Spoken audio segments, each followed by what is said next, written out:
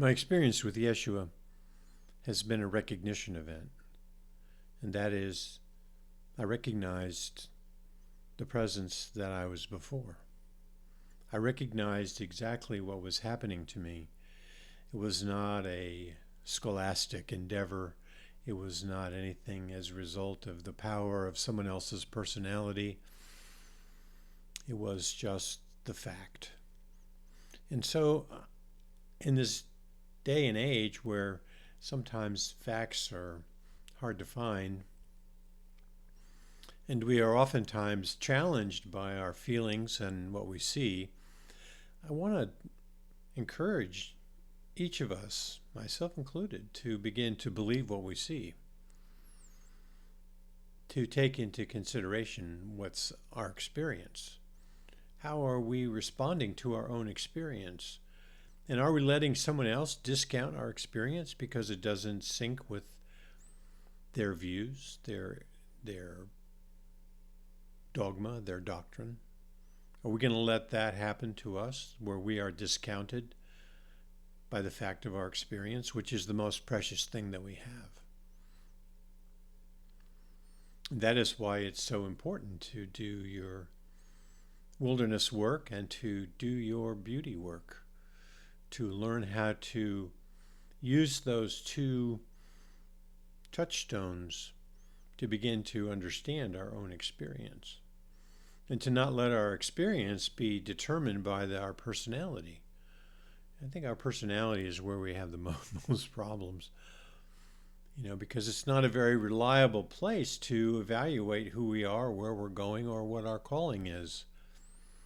The most valuable thing is to rely on our experience in the wilderness and our experience with beauty.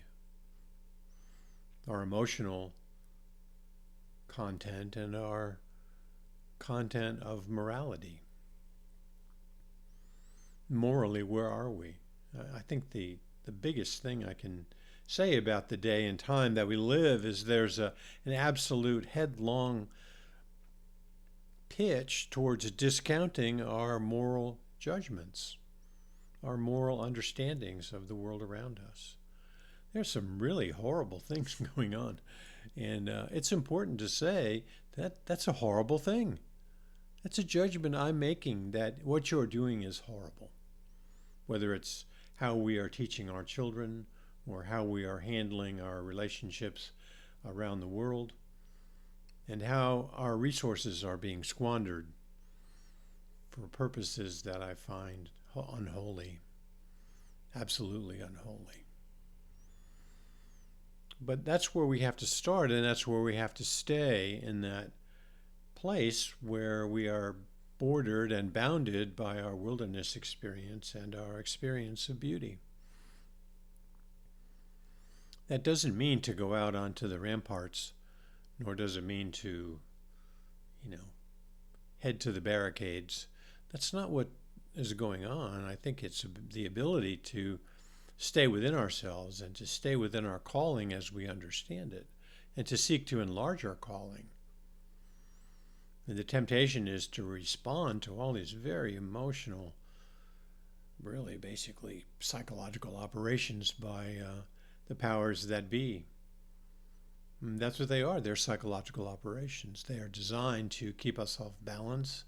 There is a cadre of people who are sort of what I would consider to be nothing less than shock troops, and they are our celebrities, and they are the people that are what are called the influencers.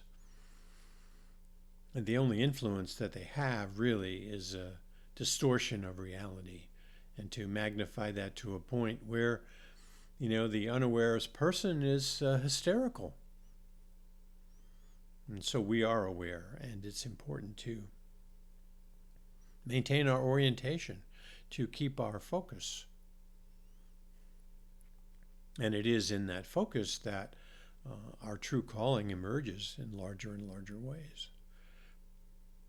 So for this holiday season, I highly recommend that you recognize what it is that's going on around you, that you have a recognition event each and every day as you begin to discern what's going on. Who are you and what are you feeling? What's your orientation? What is the orientation of the people around you? Is it that you need to be more cloistered, take on a more monastic view, or is it that you need to, enter into the marketplace of ideas and to expose yourself intellectually to what's going on around so that you can develop some insights and some perspectives? It's easy to hide in the goings on of our current society. There's so much input. And a little bit goes a long way, I have to admit. But it's also important to know what's going on and to have a feel for it, to be able to know how to respond to these events and to see the hysteria of those who are so easily influenced and swayed. Their personalities are quivering, they are weak, and they are dominated by those with a bigger voice, who are better looking and have more money. But is that the case that it must be so? I don't think so.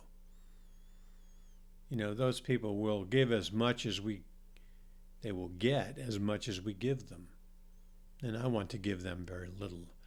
But I do want to send all of you a holiday greeting, a Christmas greeting, that is based on my own experience, my experience of being alive and well in this time of great movement in the cosmos.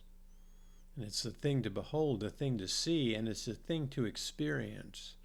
So I'm urging you to have an experience bounded by your wilderness work and your association and connection with beauty. So have an experience and recognize where that experience comes from, and go with it and stay with it and worship your experience as a gift from the Creator.